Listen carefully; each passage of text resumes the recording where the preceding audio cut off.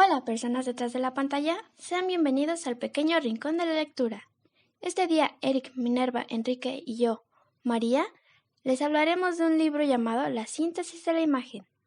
Lo sé, no tiene un nombre muy llamativo, pero les aseguro que es encantador. Les advierto que tiene palabras complejas, pero eso no será problema, pues estamos dispuestos a explicarlo con detenimiento. Empecemos. El propósito del libro es crear una guía para las personas que quieran hacer o entender un mensaje visual sin necesidad de ser un profesional en el tema. Nos da nuestro mejor aliado, una cartilla con componentes y recursos visuales. Conozcamos los primeros conceptos que nos ayudarán a entender los elementos más importantes del libro. ¿Sabes qué es la alfabetidad verbal? ¿Recuerdas tus primeros días en la escuela cuando te enseñaban que dos palitos formando una pirámide con otro palito cruzado era algo que se llama A? Y que si a esa A le sumas una viborita llamada S, se pronuncia AS. Ese proceso de aprendizaje de símbolos y sonidos es la alfabetidad verbal. Diferente al lenguaje, que es lo que conoces desde que naces e incluso un poco antes. Ahora, existe algo que se llama alfabetidad visual.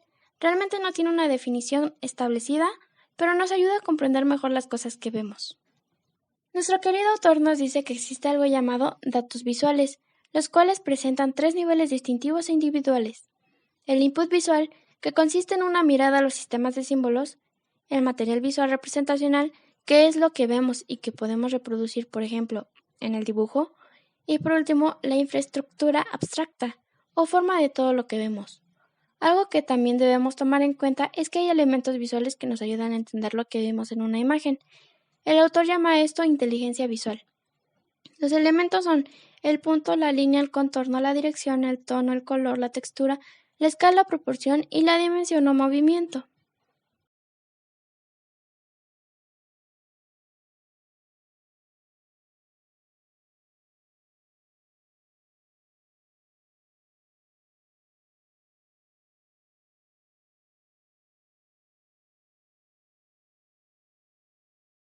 Existen muchísimas técnicas visuales que permiten dar solución a problemas visuales en una composición.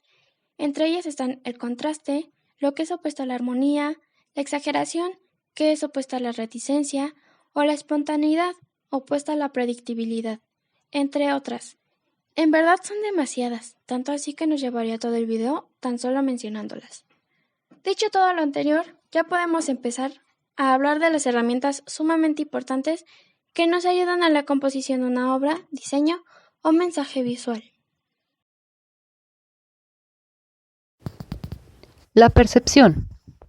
La percepción es un mecanismo individual que realizan los seres humanos, que consiste en recibir, interpretar y comprender las señales que provienen desde el exterior, codificándolas a partir de una actividad sensitiva.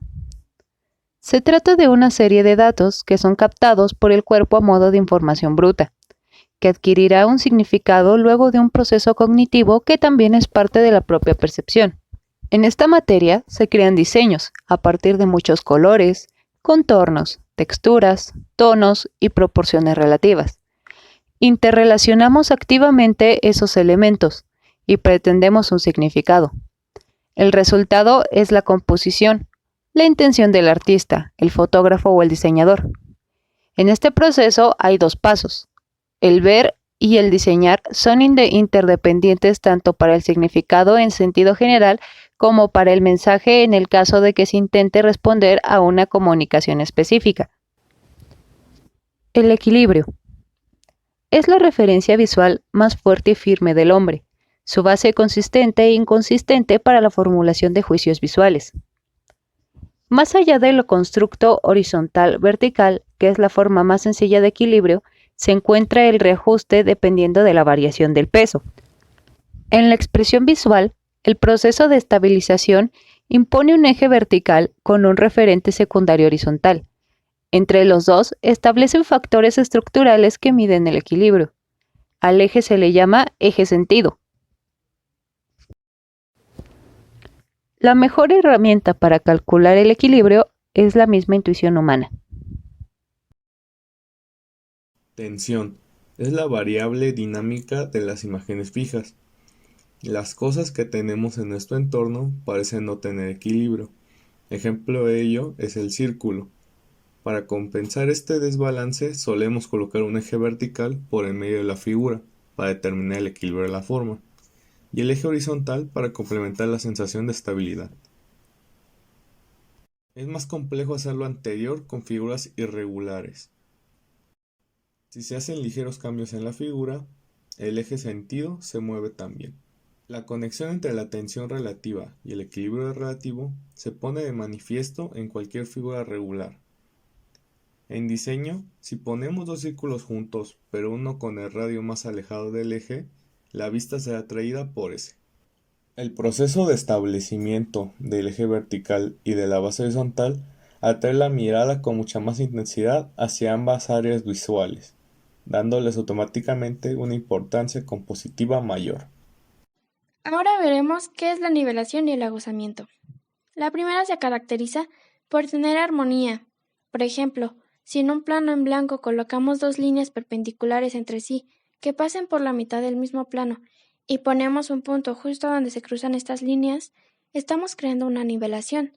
Sin embargo, si en el mismo plano agregamos otras dos líneas pero diagonales y ponemos el mismo punto en una esquina donde no toque ninguna línea, se llama aguzamiento, caracterizada por no tener estabilidad. Ahora bien, es posible que haya un tercer estado de la composición visual que no está nivelado ni aguzado, es decir, que por ejemplo el punto apenas esté tocando una línea, pero la mayor parte del cuerpo se encuentre suspendido en el plano.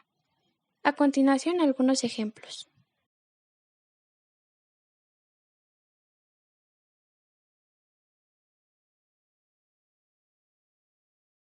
Preferencia por el ángulo inferior izquierdo.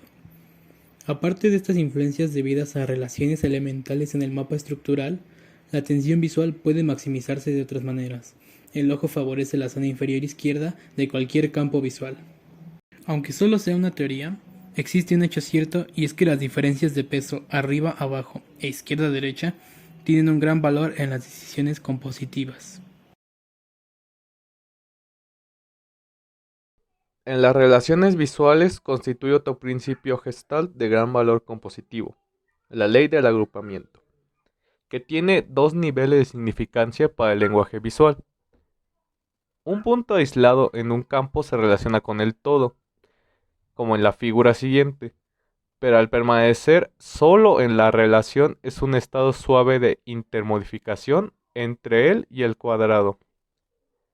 En la siguiente figura, los dos puntos luchan en su interacción por atraer la atención, creando declaraciones comparativamente individuales a su causa de distancia mutua, y en consecuencia dando la impresión de que se repelen. En la siguiente figura hay una interacción inmediata y más intensa. Los puntos armonizan y por tanto se atraen. Cuanto más próximos están, más fuerte es su atracción. El hombre siente la necesidad de construir conjuntos enteros de unidades, en este caso de conectar los puntos en concordancia con su atracción. El segundo nivel de importancia consiste en la influencia de la similitud en dicha ley.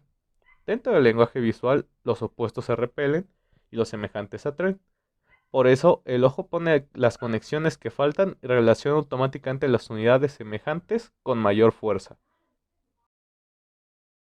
Positivo y negativo. La significancia de lo positivo y lo negativo en este contexto denota simplemente que hay elementos separados, pero unificados en todos los acontecimientos visuales.